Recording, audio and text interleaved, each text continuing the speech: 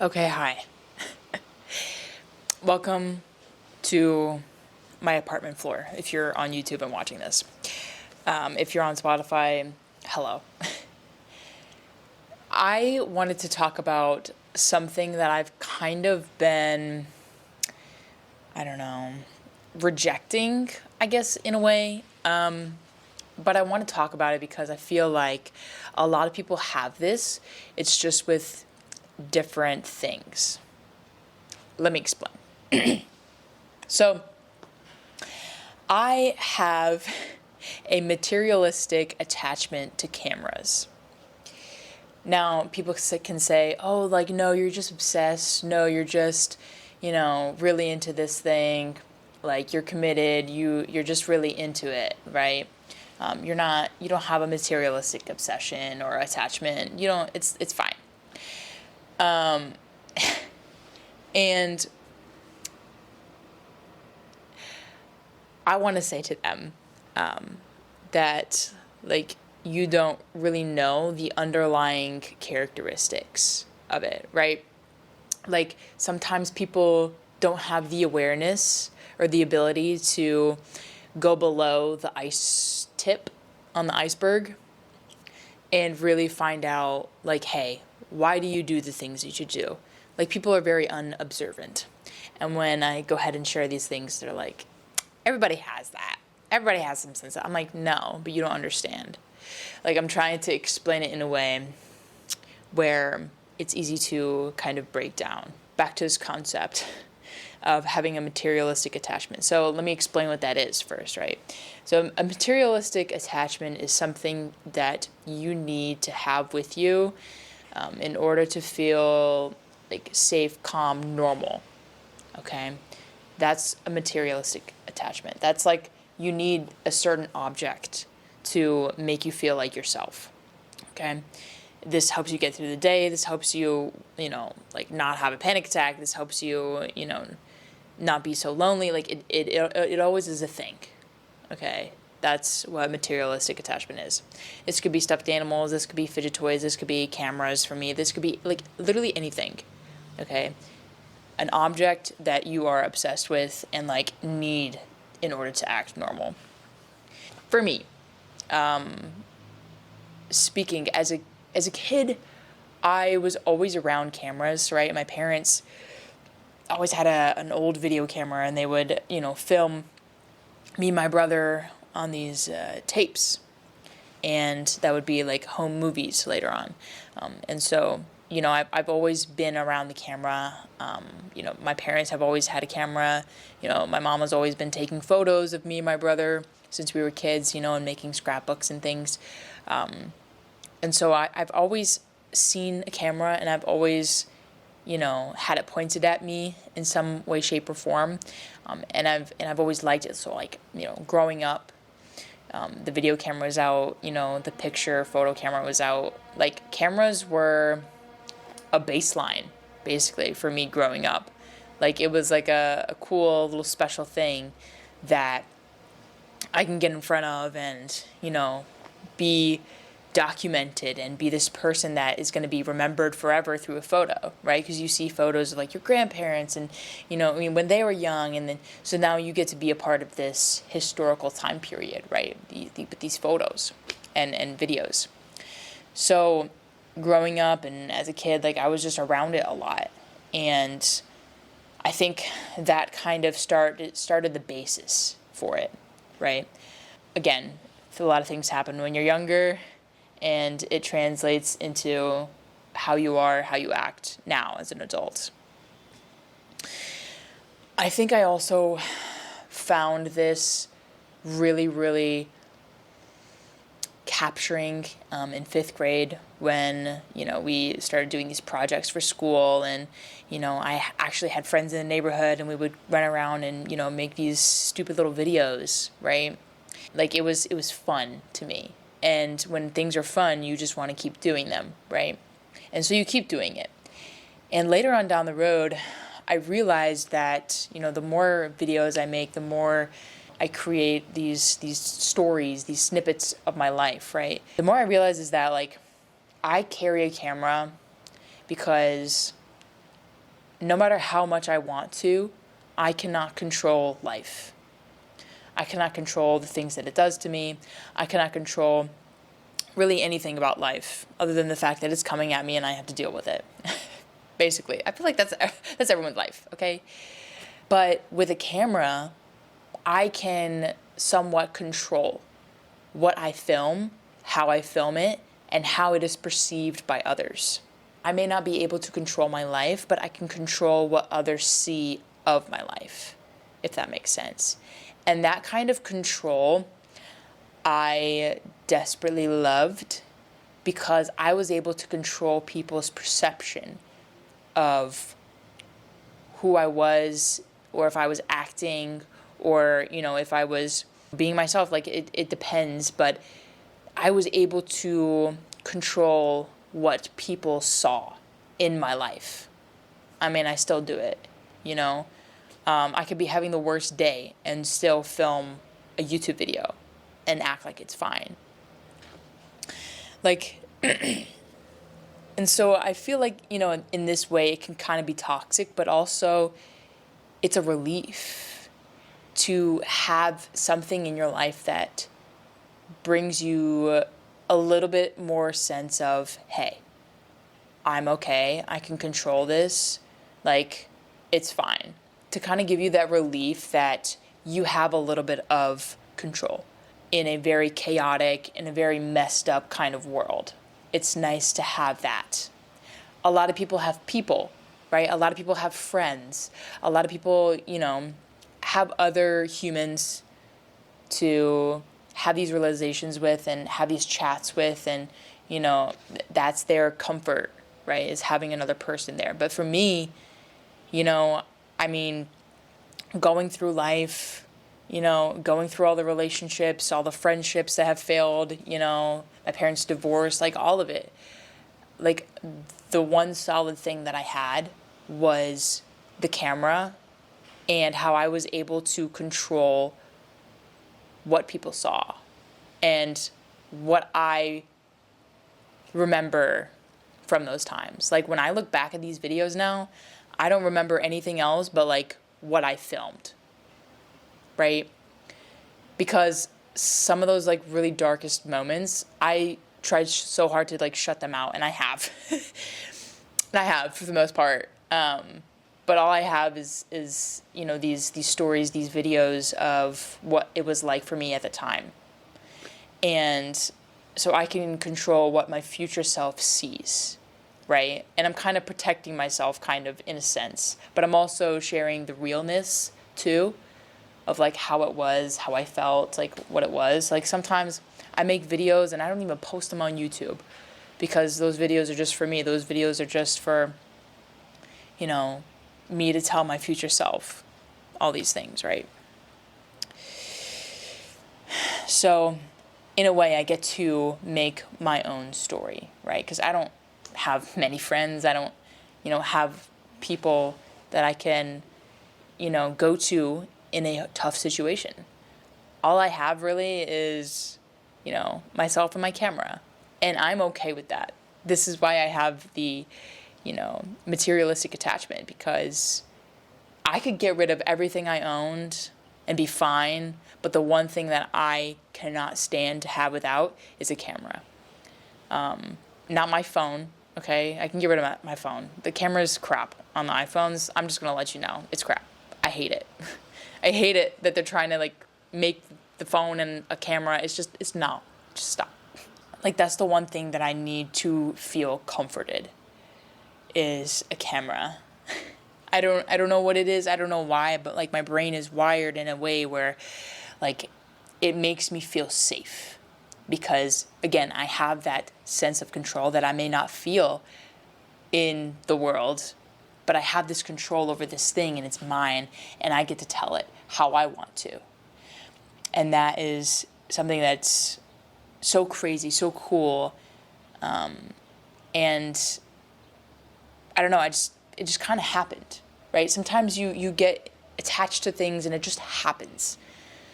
And sometimes you don't even want to be attached to it, but you are, and you have to do something about it, right? Or not do something about it. Like, this. I have like 6 cameras right now, maybe 5, but like, and it's fine, and I'm okay with that, right? And so it's kind of hard to not have a materialistic attachment to something in this very materialistic world, at least in America. But like some people have other things that they turn to, like drugs or, alcohol or, sex. A lot of people just, go through life and that's their comfort thing, right? That's what makes them feel normal. But for me, my attachment is to cameras, right? It also makes me feel connected, right? Like, again, I mentioned I don't have that many friends. The thing is that I don't really mind that I don't have a lot of friends, but also I am a human and I do need some sort of connection, right?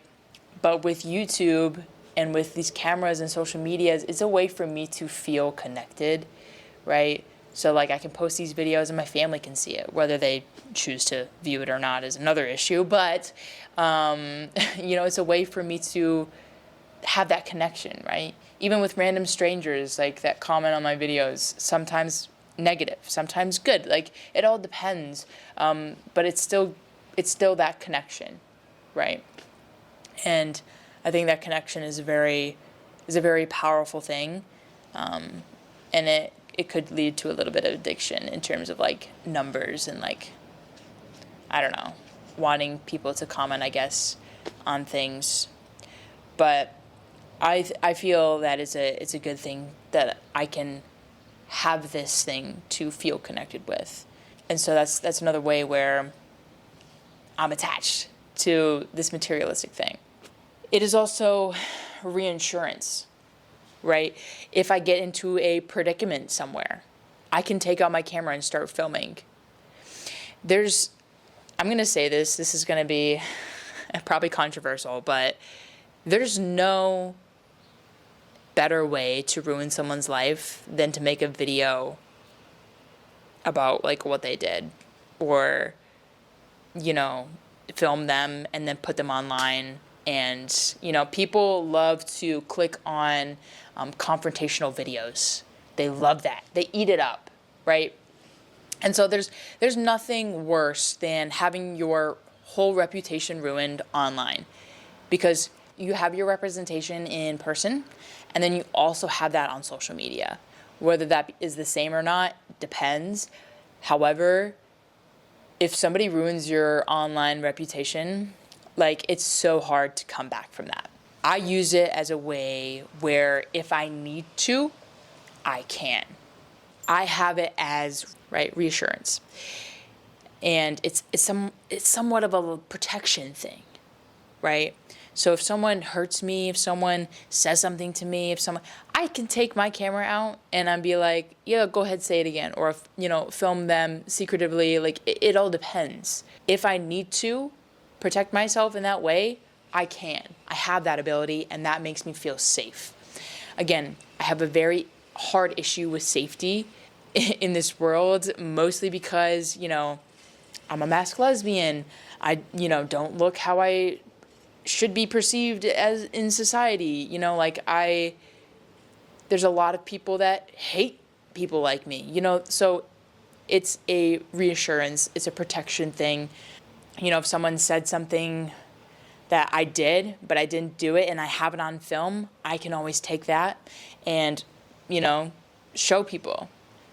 It's a reassurance thing. I don't know, I haven't had to use it yet, but it's a thing that I look at and I take care of, right? I have so many old video clips that I keep. I have a whole few hard drives of, over the years, everything that I filmed, right? I get some pointless things, I trash those, but some of the things people I've met, or friends I've met, things like that, I still have video clips of everything. Mostly because I don't want to get to the end of my life and be like, wait, what happened here? I can always go back and look at this, Like having like dementia is like my worst fear. But that aside, I have all of these things. I have all these memories. I have all these videos as reassurance, also as a learning thing, right? The things that I learned from my past videos, making videos for me and like filming my life, documenting my life is like writing in a journal, right? I'm documenting my life and I'm learning from all of the mistakes that I made. I have some of the biggest mistakes I have on camera, recorded, filmed, how I felt, what I was doing, how I was reacting. I have all of those moments filmed. They may not be edited in a video, but I have them on my hard drives, right? That's my life. Those hard drives are my life. And I can learn so much from the videos that I make. It's incredible, right? Like even if you go back and you read your journals and you read the things that you write, you can learn so much from combing through your thought process, combing through, how you acted back then and, some of the things you said, some of the things you did. You can literally pick apart everything and be like, okay, maybe I shouldn't do that again. Okay, this was good. Let's do more of this. Like you have the ability to go back and look at these things because they're documented, they're labeled, they're sorted, and they're on hard drives. Like that to me is great because I love learning about myself. I love picking apart every single thing that I do and why I do it because that's very interesting to me. I want to know the deepest parts of me. Because that's the whole thing, right? You want to learn about yourself. And so by capturing these things, by, having cameras in your hand and filming yourself and, filming yourself doing things that, it's your first time doing. That is like super magical and such a learning experience. And it's something that you get to have for the rest of your life. And maybe it'll even be in some storage in a museum someday. Like who knows, right? But you have these things. I have these things. Another thing it gives me is it gives me an outlet to create, right? With cameras, you can set it up anywhere. You can record yourself doing whatever. You can edit yourself to make you look sick, which I've done. You can, make yourself look super cool in many ways. You can film yourself doing these adventures. You can, film yourself, cooking these things, these extravagant, paintings or whatever. You can film. So it gives you a creative outlet to express yourself, to express, what you're feeling through what you're doing. And it's a really cool creative way. I think that being creative is something that a lot of people lack these days. Whether that be because people work in a societal 9-to-5 job and they have to do things that other people put in systems for them, or whatever else. I think that as a society, we lack creativity. And it's not talked about. It's not learned enough. It's not something that's asked for, right? Like that's not, a skill that people desire. People want you to be part of the system. I don't know. I think creativity helps you break out of that. And cameras do that for me. So they give me a creative outlet and they keep me young, right? They keep me doing the kid things and filming it and having fun and laughing about it later. That's also probably because of my mental brain issues and the whole attachment part is that I know that cameras are never going to leave me. I always have these fears that people are going to leave because they have. They have in the past. I'm sure they will in the future. People have a tendency to up and leave. I'm sure a lot of people have this fear as well. A lot of people have this fear. Cameras is something that is always going to be there. It's always going to be made. It's always going to be, a part of people and, documenting their experiences, whether that be film cameras, whether that be digital, whether that be, tape cameras.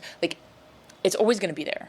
Everyone's going to, know what it is. It's never going to leave me because I always have the ability to buy them or have them, they're always going to be on me no matter what. I'm always going to have a camera on me. That's not my phone because what is that thing going to do?